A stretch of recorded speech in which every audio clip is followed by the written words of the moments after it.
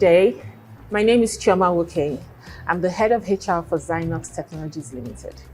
Today, I'll be talking about networking in a professional setting. So I'll talk about what networking is, the key aspects of networking, and why it's important as a professional to network. Now, what do we say networking is? Networking, to me, is the process of creating and cultivating a professional relationship with an individual who has similar interests, goals, and industrial affiliations with you. Now, if I want to network as an individual, as a professional individual, I'll look out for individuals or people who are typically in my industry. Now, when I say I want to network as an individual, what it means is that I'm going to be exchanging ideas with individuals within my field. I'm going to be exchanging information with individuals within my field. Of course, I'll be seeking advice and support from these individuals. That's what networking entails. Now, networking can take place just about anywhere.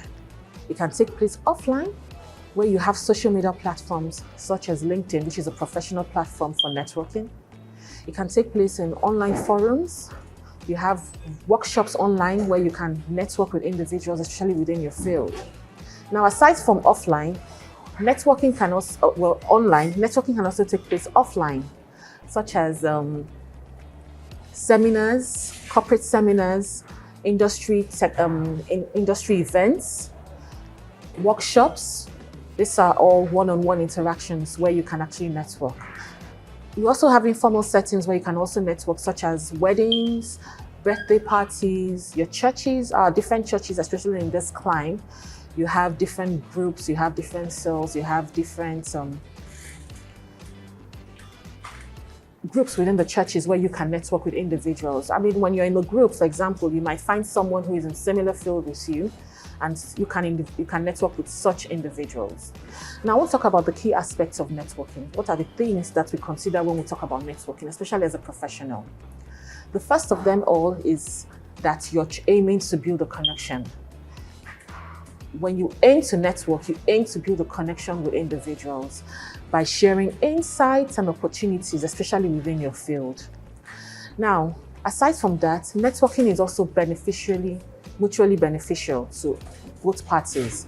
If you are to network with someone, you're supposed to share information with the person, so the person would also gain something from you as an individual, and not just you just taking from this individual. One of the key aspects is information sharing. You share information about what's going on in your industry, insights within your industry and outside of your industry. And of course, it's very, very important for career growth and advancement. It's also very important in staying informed what is going on within your industry, and of course, the trends within your industry. Now, another key thing about networking is that it gives you an opportunity for exploration, both within your career path, job opportunities, partnerships, collaboration, new career path. You might decide, you know what, I've been doing this for so long, I want to do something else. The best way you can get into a new field is to network with individuals that are already in this field.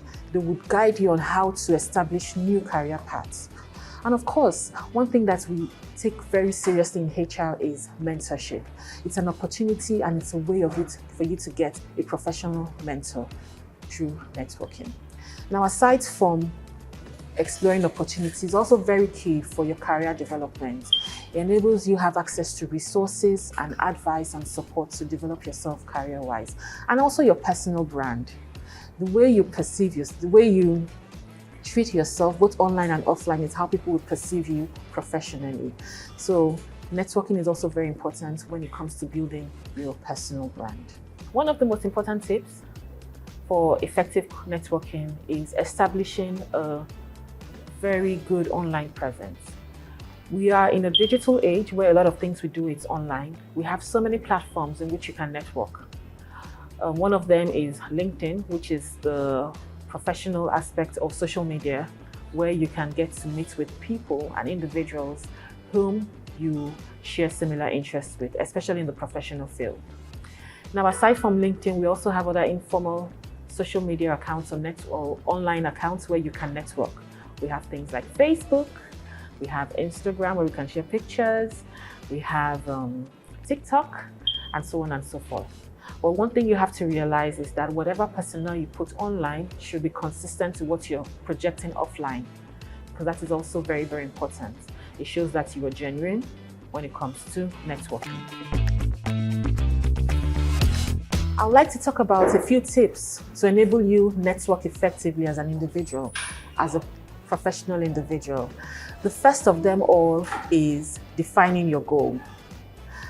What do you aim to achieve through networking? You need to define that, you need to understand it, you need to know what it is.